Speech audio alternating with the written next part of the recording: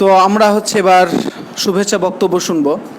শুভেচ্ছা বক্তব্য নিয়ে আসছে আমাদের শ্রদ্ধেয় ওস্তাদ মোহাম্মদ তরিকুল ইসলাম।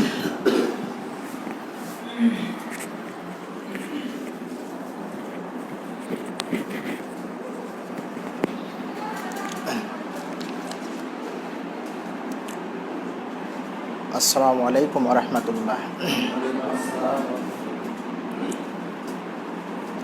ইন্নাল হামদালিল্লাহি ওয়াহদা ওয়াসসালাতু ওয়াসসালামু মান লা নাবিয়্যা বা'দা ওয়া আলা আলিহি ওয়া সাহবিহিল মুদারি'িনা লাহু ফিস সিফাতি ওয়াল আমাল ওয়া মান তাবি'াহু ইহতিদা বিহিদায়াতি ইলা ইয়াউমিদ্দিন, আম্মা বা'দ। আউযু বিল্লাহি মিনাশ শাইতানির রাজিম। বিসমিল্লাহির রাহমানির রাহিম। তাআলু আলাল বিররি ওয়াত তাকওয়া। সমস্ত প্রশংসা, সমস্ত স্তুতি নামক মহামারীর মধ্য দিয়েও আমাদেরকে এই আল আওয়ান রক্তদান সংস্থাতে উপস্থিত হওয়ার তৌফিক এনায়েত করেছেন। সে আল্লাহ সুবহানাহু ওয়া তাআলার সংক্ষিপ্ত আকারে প্রশংসা জ্ঞাপন করি আমরা সবাই বলি আলহামদুলিল্লাহ। দুরুদ এবং তাসলিমাত বর্ষিত হোক রাসূলের প্রতি, যার মাধ্যমে আল্লাহ সুবহানাহু ওয়া তাআলা আমাদেরকে অন্ধকারের পথ থেকে আলোর পথে দীক্ষিত করেছেন। আমরা সবাই বলি সাল্লাল্লাহু আলাইহি ওয়াসাল্লাম। সম্মানিত উপস্থিতি, আসলে এখানে আমাকে হঠাৎভাবেই ডাকা হয়েছে। তারপরেও আপনারা আমাকে অনুরোধ করেছেন কয়েকটি কথা বলার জন্য। আসলে আল আওয়ান এটা রক্তদান একটা সংস্থা, যেটা এর পূর্বে থেকে আমার খুব পরিচিত না থাকলেও মোটামুটি পরিচিত ছিল। এখানে আমি কয়েকটি কথা বলবো। তার মধ্যে প্রথম কথা হবে আপনাদেরকে নিয়ে। সেটা হচ্ছে যে কোনো ভালো কাজের একে অপরকে উৎসাহ দেওয়াটা, এটা হচ্ছে ইসলামী শরিয়াতের একটা নিয়ম। ইসলামের যে নীতিমালা রয়েছে, আল্লাহ কর্তৃক বা রাসূল কর্তৃক যে নীতিমালা রয়েছে, সে সমস্ত নীতিমালাগুলির মধ্যে হতে একটি নীতিমালা হচ্ছে এক ভালো কাজে একজন অপরজনকে উৎসাহ দেবেন।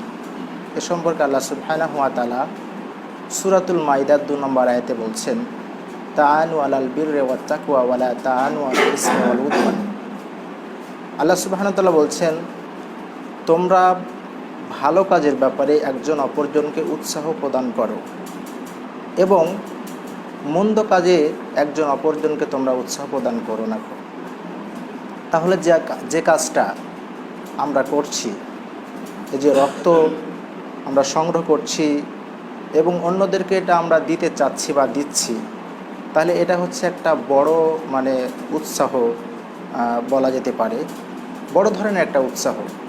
যে উৎসাহর প্রাপ্য ইনশাল্লাহ আমরা ইহকালে পাবো এবং পরকালেও পাবো। আল্লাহ নবী সাল্লাল্লাহু আলাইহি সাল্লাম এ সম্পর্কে তিনি বলছেন, সহি মুসলিম রাহিমাহুল্লাহ একটা হাদিস নিয়ে এসেছেন। সহি মুসলিমের হাদিস নাম্বার হচ্ছে 4793 নম্বর হাদিস। এখানে আবু মাসউদ আল আনসারী রাদিয়াল্লাহু তাআলা আনহু বর্ণনা করছেন।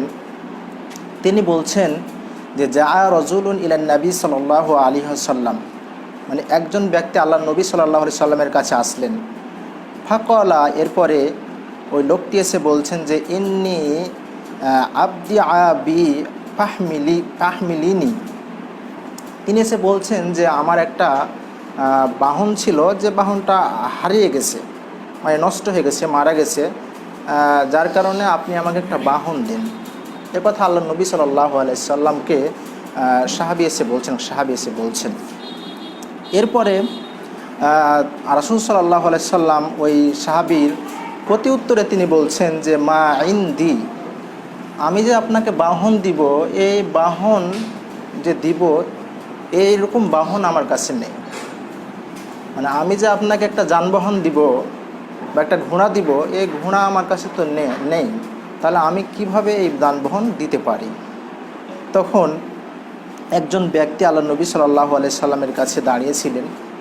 তিনি বলছেন যে ইয়া রাসূলুল্লাহ সাল্লাল্লাহু আলাইহি সাল্লাম, আনা আদুল্লুহু আলা মান ইয়াহমিলুহু, আমি কি মানে একজন ব্যক্তির কথা বলে দিব না যার কাছে গেলে, আর যদি ভালো কাজ করার পরামর্শটা কোনো ব্যক্তি যদি দিয়ে থাকে, তাহলে ভালো কাজ করে যতটুকু সে নেকি পাবে, ওই পরামর্শদাতা ততটুকু নেকি পাবে।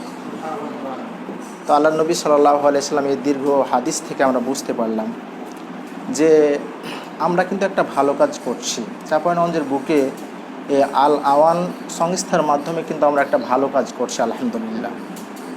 এই ভালো কাজের মাধ্যমে ইনশাল্লাহ আমাদের ইহকালীন আল্লাহ সুবহানাহু ওয়া তাআলা কল্যাণ রাখবেন এবং পরকালীন কল্যাণ আল্লাহ সুবহানাহু ওয়া তাআলা অবশ্যই রাখবেন। এই আয়াত এবং হাদিস থেকে আমরা স্পষ্ট বুঝতে পারলাম। এবার আমরা আসি দ্বিতীয় পর্যায়ে, যে কথাটি আমি একটু বলবো সেটা হচ্ছে যে রক্ত কিন্তু এটা মানে শরীরে থাকা অবস্থাতে এটা হালাল, যখন শরীর থেকে বেরিয়ে যাবে তখন এটা কিন্তু হারাম, আর সেটা হালাল থাকে না।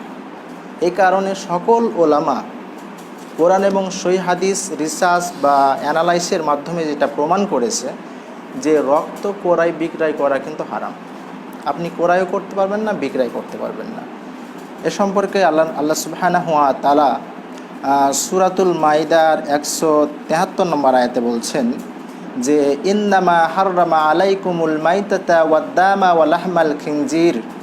আল্লাহ সুবহানাহু ওয়া তাআলা বলছেন যে নিশ্চয় তোমাদের উপরে হারাম করে দেওয়া হয়েছে মানে মৃত জন্তুকে, এক। দ্বিতীয় নম্বর হচ্ছে যে রক্ত কিন্তু হারাম।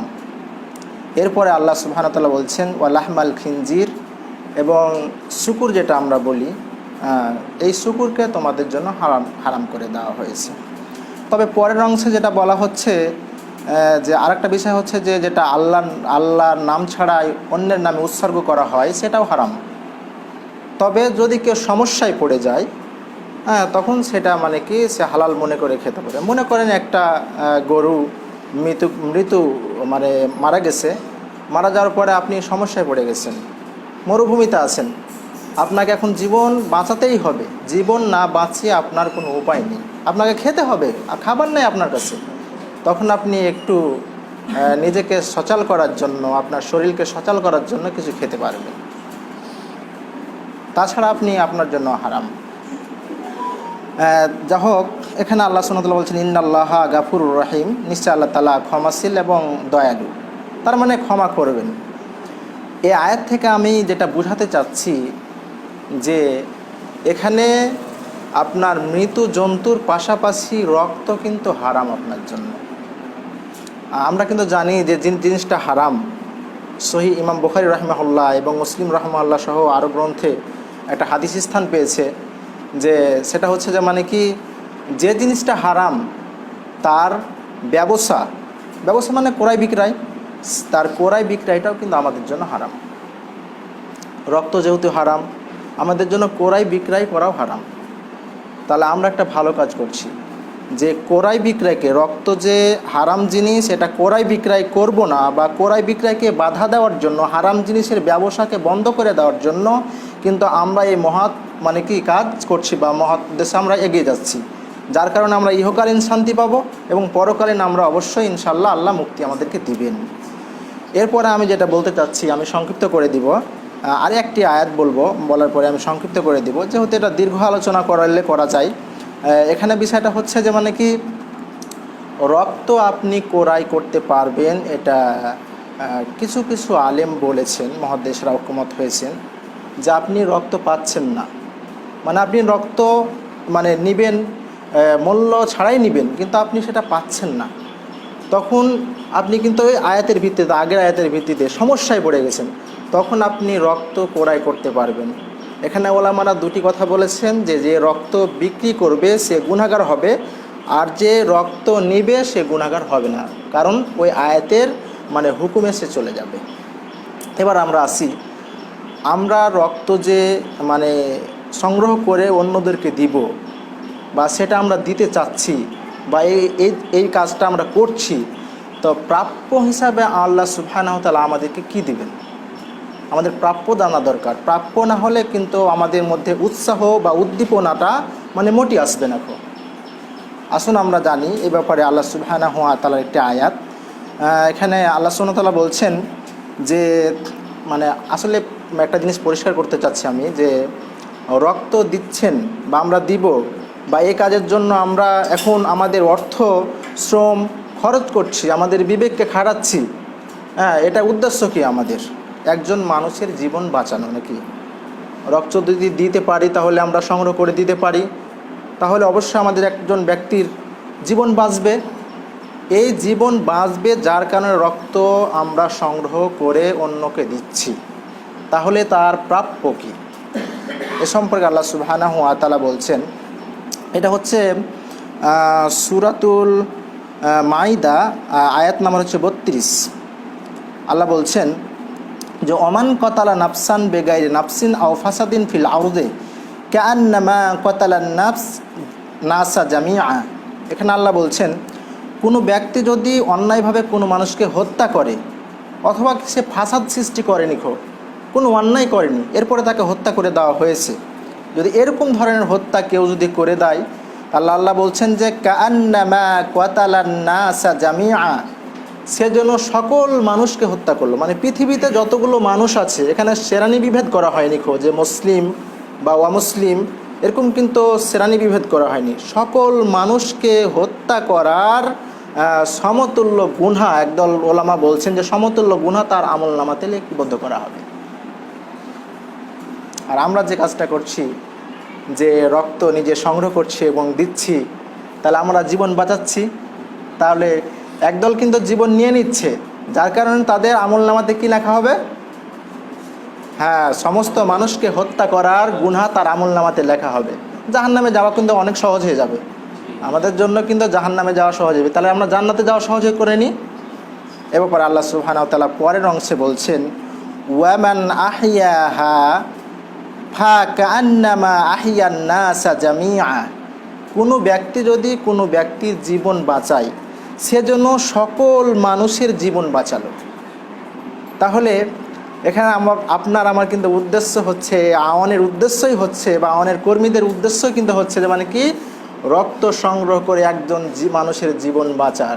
কিন্তু আমরা চাচ্ছি যে হাজার হাজার মানুষের জীবন বাঁচাবো, একজন না হাজার হাজারের বাঁচাবো।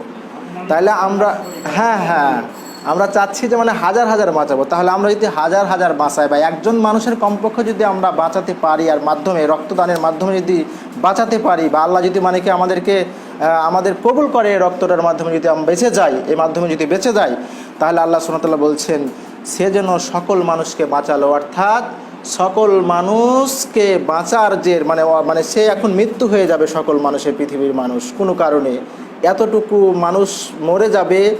এই মরে যাওয়া থেকে বাঁচার যতটুকু নেকি মানে দরকার ছিল, যতটুকু নেকি হওয়া দরকার, ততটুকু নেকি আপনার আমার আমলনামাতে আল্লাহ সুবহানাহু ওয়া তাআলা দিবেন। তাহলে আমাদের কাছে স্পষ্ট হয়ে গেল যে আমরা আমাদের যে উদ্দেশ্য, সে উদ্দেশ্যে মানে কি কতটুকু মানে কি উদ্দেশ্য নিয়ে আমরা কাজ করছি আর কেন কাজ করছি, শারিয়ার ব্যাপারে নির্দেশ কী দিয়েছে, এটা আমরা কিন্তু জানতে পারছি।